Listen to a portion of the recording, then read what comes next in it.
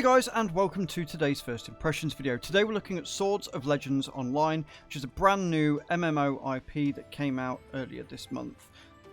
You basically play one of a sword art style, and you go through the story and you discover this world of magic and demons and history and just mind-blowing graphical storytelling is the easiest way that I can describe it.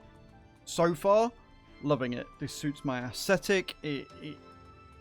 It's fast-paced enough and the combat is fluid enough that it keeps my interest. What I find with MMOs is I get really into them, like with Final Fantasy XIV and ESO.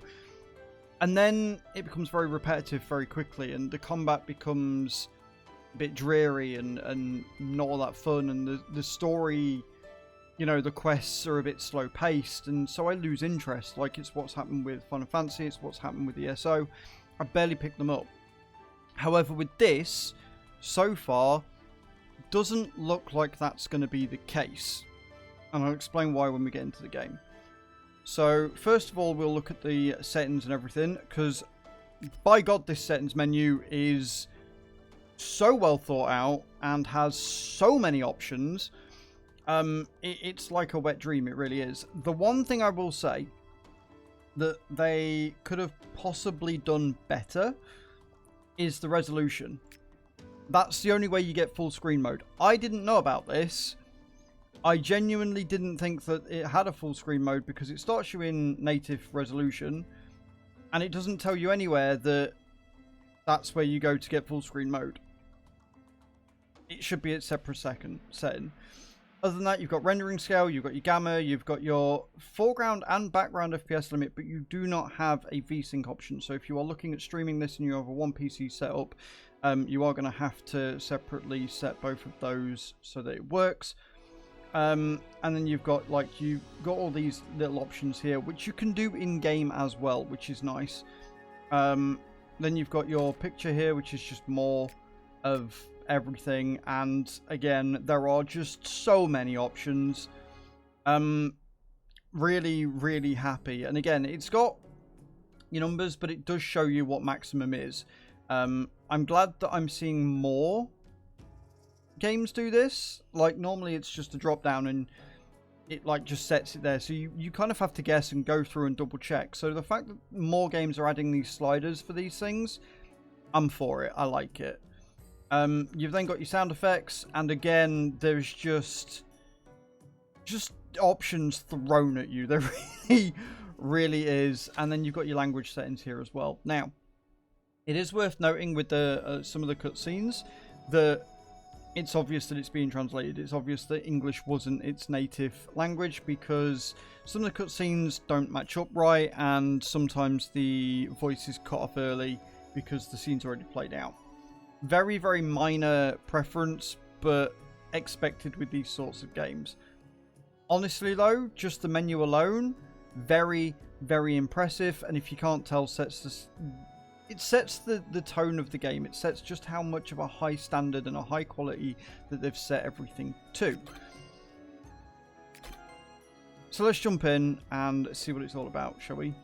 Let's do that. So here we are. We are in the game. Now, what's really cool about this is you've actually got two modes. You've got normal RPG mode, which is what I'm in now, which is where you can see your cursor, you can click on stuff, you've got all your options here. It's the mode that you'll use when you level up, and you can get extra skills that you can pull down to your taskbar, which is really nice as well because you've got all these that you can set them to. And then you've got attack mode, which is this mode here, which means that your mouse basically turns for you. So it's a lot quicker, a lot more precise, perfect for combat and action. It's nice that you can switch through it on the fly. It's very simple. You just hit the control button and it works. I like it. Now, the next thing I want to discuss is just how breathtakingly beautiful this game is. It is absolutely stunning. I have not been this impressed by a game and an MMO and how good it looks in a long time. Like, I thought ESO looked good, and it does look absolutely amazing. It's got its own aesthetic. It's very dark, and it sets the tone. This sets it in a completely different way. It is just breathtaking. With the cutscenes and the way that everything flows well, it just genuinely is stunning. Really, really, really impressed when I saw this and how good it looks. And again, the combat looks just as impressive. So if we switch to combat mode here, the nice thing is that you've got your abilities as Q, E, R, Z, AL, etc. But you can also use your mouse button, your left and right mouse button in action mode to use your 2 basic default attacks. Right? Which makes combat incredibly fun, incredibly fluid, and you can combo them. So it makes it very quick to do as well. So you just switch between the 2 of them, you'll do more damage and just wreck your opponent. And I'm a big fan. I'm going to try and avoid doing any quests and just kind of walk around as I explain stuff about the game, because we're very early in, which means we're going to be hitting some spoilers. And I would prefer to do that, or not do that, as the case may be. So the game does a very good job of telling you what it is you need to do and where you need to go, and it makes it very, very obvious. A little bit obnoxious, but I'd prefer that with an MMO, because too many MMOs just assume that you've played WoW and you know what an MMO is and you know what you're doing. This kind of holds your hand a little bit more and explains things in great detail. The voice acting is very good, considering, like I say, it's obvious it's not its main or first language being English. So that's good. You've got very clear things that you get from your rewards, and then you've got these combat school novices and level up and stuff, and when you hit certain levels you get more rewards. I've not actually looked at the gear and stuff yet, because the game hasn't shown me that, but I'm assuming, because I have played WoW and other things, that this is your character here. So you've got the smallest of trifles, which is just the quality, which incites that you can upgrade your gear as well as just change it. Then you've got all these different things that you can sit and equip. You've got your ring, you've got your accessories here, you've got your artifacts, which I have no idea what they are yet. Like I say, this is very, very early in the game, but the fact that you've got 3 artifacts here, which I'm assuming you'll have more that you can just switch between, is kind of cool. And then you've got PvP. So there is a PvP mode in this as well, which is absolutely fantastic, because PvP can really make games like this excel. So already it's setting up for depth and late game, and it shows that the game wants to last a while. And honestly, with everything that it's done so far, I'm going to be putting a lot of time and effort into this. I will probably be streaming it tomorrow, Monday. It depends, because on my main account on Raid, I've got my weeklies to do, and that generally gives me a lot of energy, which means I play it by ear. But if we do change games, I will be playing this. So if you want to see me play this live, guys, I will put my link in the description down below. Check me out on Twitch. And yeah, I am a big fan of this game so far, and I know it's very, very early in, but it's very promising. It looks to be offering me everything that I want. You know, it really is. Like, with how fluid the combat is, with how well it runs, with how many options it just throws at you, with how stunning it is.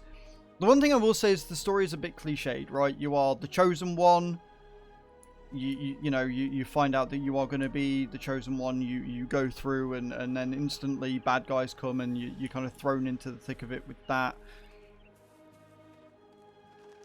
But yeah, it's so very promising, and I haven't felt this excited about an MMO for a long time. I enjoyed ESO, I enjoyed Final Fantasy, but this has captured me. I love Japanese and Chinese history. I love the Asian sort of mythos and stuff, and this game just has me captured. I want more of this, so I'm gonna go and get more of this. I'm gonna end the video here, guys. Like I say, let me know in the comments down below if you've checked this out. Let me know in the comments down below if you've looked at it. I know a couple of people in my Discord were asking about it as well. Let me know if this is something you want to pick up. I would be very interested to see how far you've got, if there are dungeons and raids, and if there are, how good it is, how good is the PvP scene. Let me know which character type you chose. There's 5 or 6 to choose from, which is really cool, each with their own attributes, each with their own differences and different weapons. So yeah, I'm going to be playing a lot more of this.